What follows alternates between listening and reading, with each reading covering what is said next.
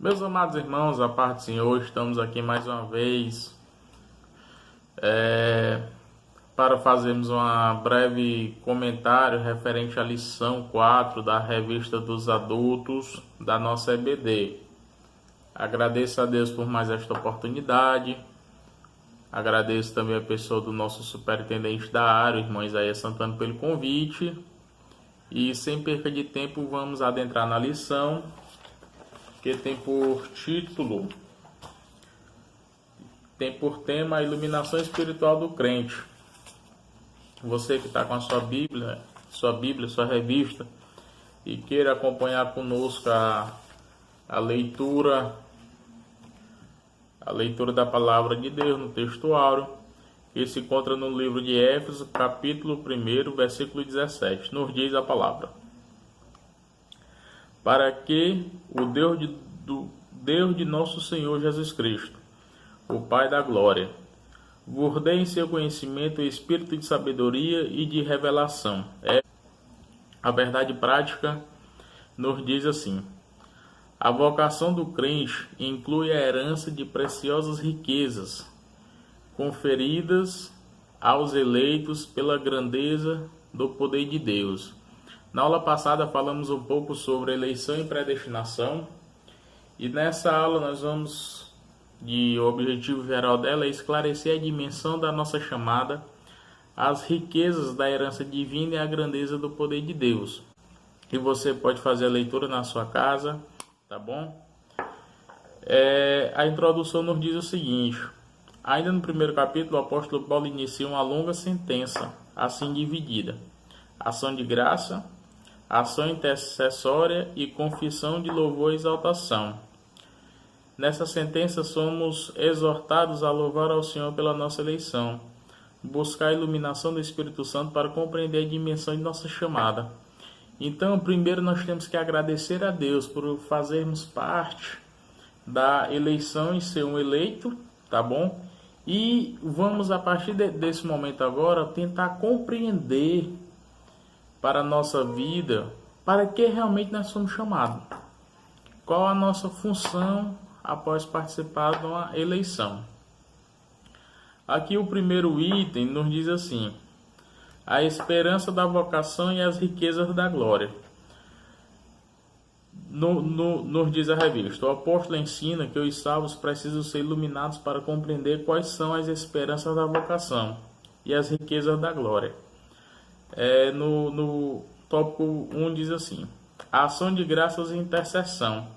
O apóstolo se alegra em dar graça pela vida dos eleitos e por todas as bênçãos espirituais recebidas, tais como a eleição, predestinação, filiação e o dom do Espírito Santo. Ele intercede para que seja concedido aos seus leitores o espírito de sabedoria e de revelação. Paulo estava ciente de quão maravilhoso é o Evangelho, mas ao mesmo de quão impossível é alguém perceber a glória dessas boas novas sem ser ensinado por Deus. Por mais que nós aceitamos a Jesus, todo o processo que nós passamos continuamente está em comunhão com o Senhor, é de acordo com a vontade de Deus. Mas nós temos que estarmos buscando a Deus aqui nessa terra e ter uma perfeita comunhão com Ele. Como aqui nos diz, por todas as bênçãos espirituais recebidas, tais como a eleição, poder participar da eleição, a predestinação, sermos filhos de Deus a partir de Jesus Cristo e o dom do Espírito Santo. Isso tudo Deus nos dá. Isso tudo Deus aprove para todos nós. Por isso Paulo rogava para que os crentes recebessem a capacidade de compreender por meio do Espírito Santo a esperança da chamada. Somente por meio de Jesus Cristo nós podemos ter a comunhão com Deus e assim por Deus nós entendermos para que nós somos chamados. A esperança da vocação, nós vamos logo bem aqui por meio, que ela diz assim: podemos dizer que tal esperança divide-se em pelo menos 3 aspectos: passado, presente e futuro. No passado, o que é que nós podemos ver? Nós podemos ver que na Bíblia nós temos exemplos de pessoas, nós temos exemplos de situações que nós devemos extrair tudo de bom de todas as situações ali descritas na Bíblia, na palavra de Deus, e extrair e colocar em prática nas nossas vidas no dia de hoje.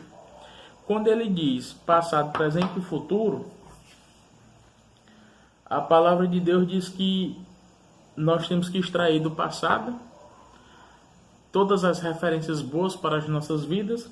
No presente, nós temos que estar aqui servindo e estar em santificação com Deus e sendo representantes leais ao Senhor, representantes fiéis ao Senhor, representantes que realmente sejamos a imagem e semelhança de Cristo no nosso comportamento, no nosso cuidar, no nosso andar, porque uma sociedade olha para todos nós que somos crentes.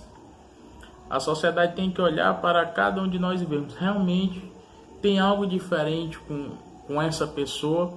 Nós temos que ser o espelho de Cristo aqui nesta terra. Nós temos que refletir a imagem do Senhor em nossas vidas, a morada do Senhor em nossas vidas. Então, assim, quando vai falar do futuro, a esperança é ver Deus face a face. Nós temos que estar aqui vivendo pela fé.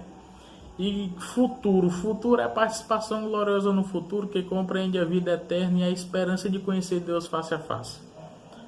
Essa aí é a grande caminhada que nós temos aqui. Quando o arrebatamento acontecer, nós formos para o céu e ver Deus face a face, nosso Criador. O tópico 3 diz: as riquezas da glória da sua herança. Quais são as riquezas que nós já recebemos de Cristo? O perdão dos nossos pecados. Nós sermos adotados por Deus a partir de Jesus Cristo. As bênçãos que são desfrutadas no porvir do Senhor. O nosso Senhor, Ele sabe as nossas necessidades, Ele sabe do que nós precisamos, Ele sabe da gratidão que nós temos com Ele. Então, assim, a síntese do tópico nos diz: os santos devem louvar a Deus pela eleição e ser iluminados para conhecer a esperança do chamado e as riquezas que fazem parte da nossa herança. Nós temos que saber o que nos aguarda, o que pode nos acontecer, mas nós temos que estar sempre em comunhão com Cristo. O item 2, a sobreexcelência, grandeza e força do poder divino. O poder divino é imensurável e nada pode detê-lo. Em sua carta, Paulo se esmera no esforço de traduzir a grandiosidade e a eficácia desse poder que opera em favor dos crentes. Eu botei aqui uma observação: nós não temos como nomear a dimensão, o tamanho e o que Deus pode fazer, porque logo que o nosso Senhor, Ele é onipotente, Ele pode todas as coisas.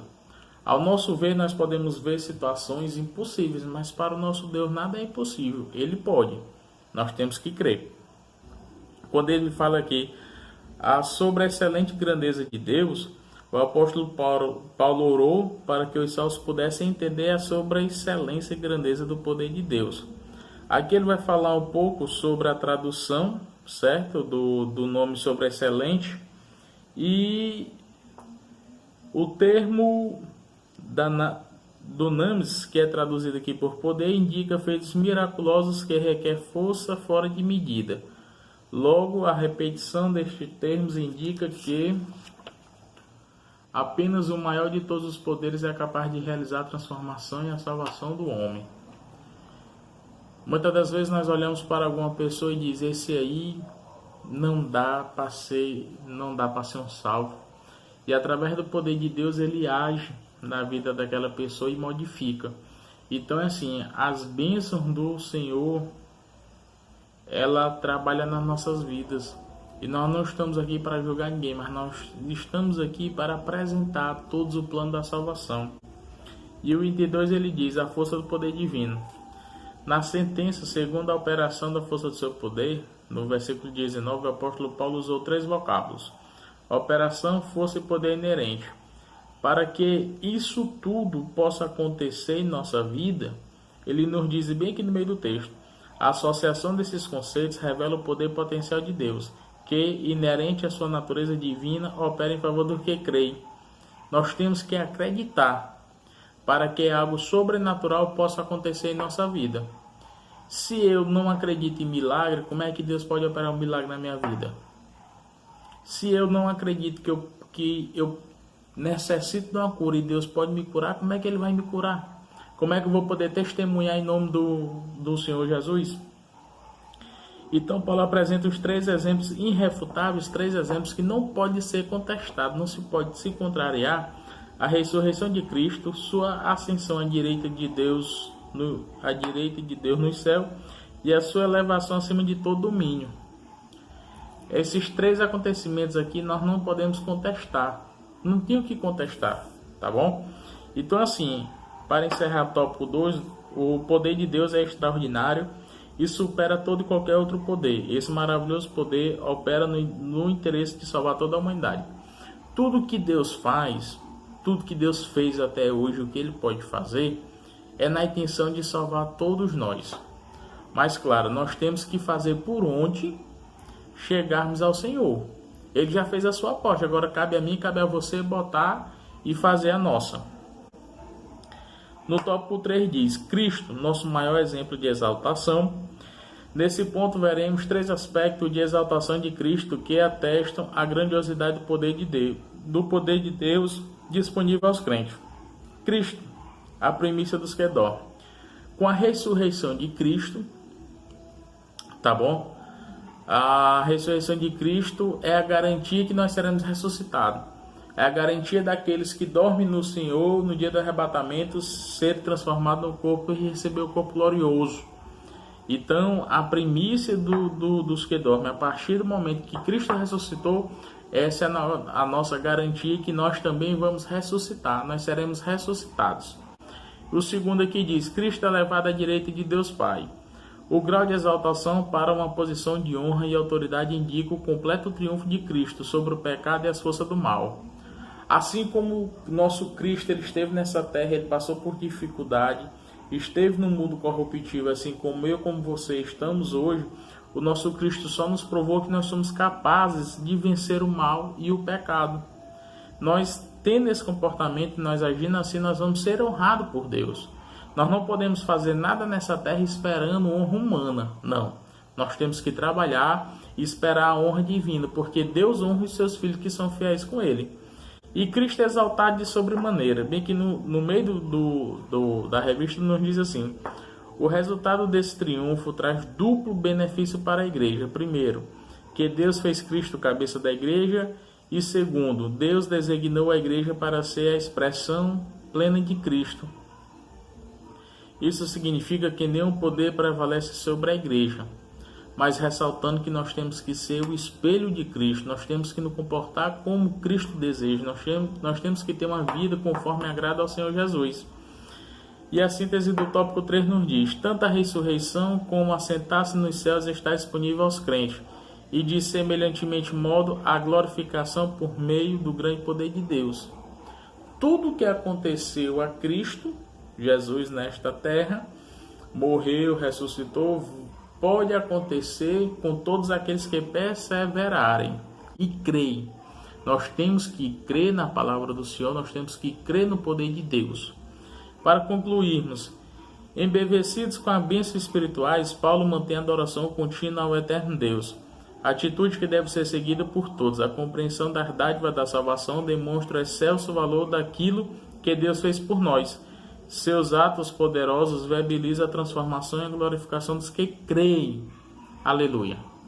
Então, meus irmãos, que nós venhamos continuar acreditando, crendo no nosso Senhor Jesus Cristo, que foi por meio dele que nós temos mais uma vez acesso ao céu.